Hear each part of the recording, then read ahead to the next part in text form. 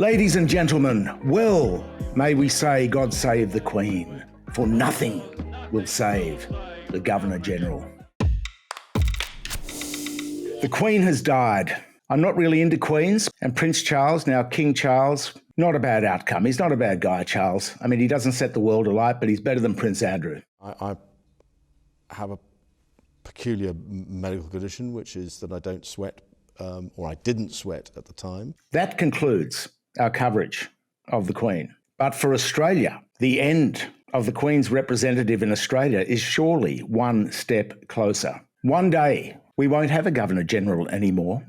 And David Hurley, through his dealings with the Prime Minister's office and his very mysterious $18 million fundraising for the Australian Future Leaders Foundation charity, a charity with no website, no office, no phone number, no clear purpose.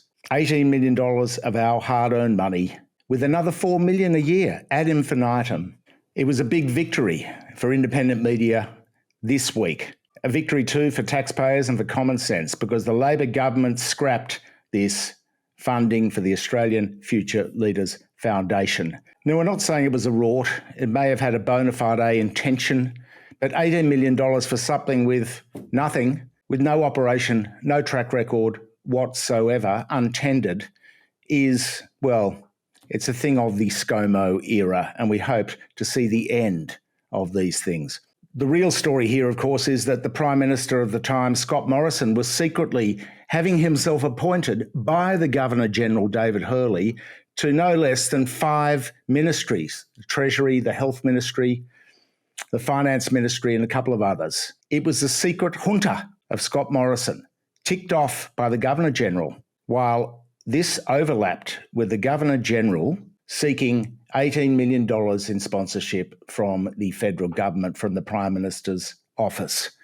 Clearly, it looks like a massive back scratch, and it's the perception as well as the reality of conflicts of interest which matter here. In any case, they've demeaned the office of Governor-General, and they've demeaned the office of the Prime Minister of Australia by their actions. Now, the mainstream media completely missed it, of course. They're good at bayoneting the dead. They're bayoneting Morrison now.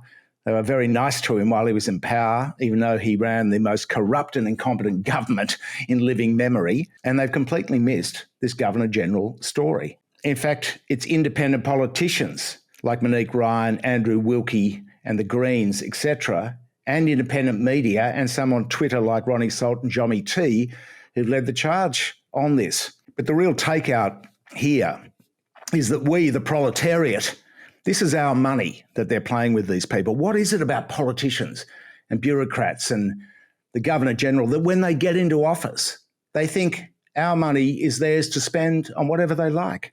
There's no principle, no feeling of stewardship, of the responsibility and accountability of looking after other people's money. I mean, look at the billions of dollars in pork barrelling. Look at the travel expenses rorts, incessant rorts. In the corporate world too, there's this thing, it must be something to do with human nature. Once an executive gets into office, into the C-suite, they start treating shareholders' money and their tax obligations as if it belonged to them. Qantas, last week, a $400 million share buyback. While other airlines around the world are paying back loans to their government, there's not one red cent of our billions of dollars in JobKeeper and other subsidies going back from Qantas, but they have the temerity to go and have a share buyback. They're going to spend $400 million on buying back their own shares, which has the effect of pushing the share price up and helping the executives to become more wealthy via their share options. I mean, it's absolutely outrageous. No stewardship. Corporate Australia, political Australia, where is the stewardship of other people's money? We hope the Labor government, they're doing pretty well so far, does a far better job than the last mob, because it was disgraceful. Now, in conclusion, we'll just do a quick ad for this huge scoop we've got coming up. You may remember Jommy T's work for us on Scott Morrison's time at Tourism Australia and this mysterious KPMG probity report, which apparently went to the board of Tourism Australia, according to Scott Morrison, basically approving his actions in relation to procurement, giving money, advertising contracts. the "Where the bloody hell are you now" ad specifically. There was supposed to be a KPMG probity report. We have searched high and low and high for this report. And finally, we've got some news for you about this highly mysterious KPMG probity report. So stay tuned. Now, we don't have advertising here on the West Report. Independent media again led the charge on this Governor-General situation, on this story. So we really appreciate your support in helping us grow and compete against old media.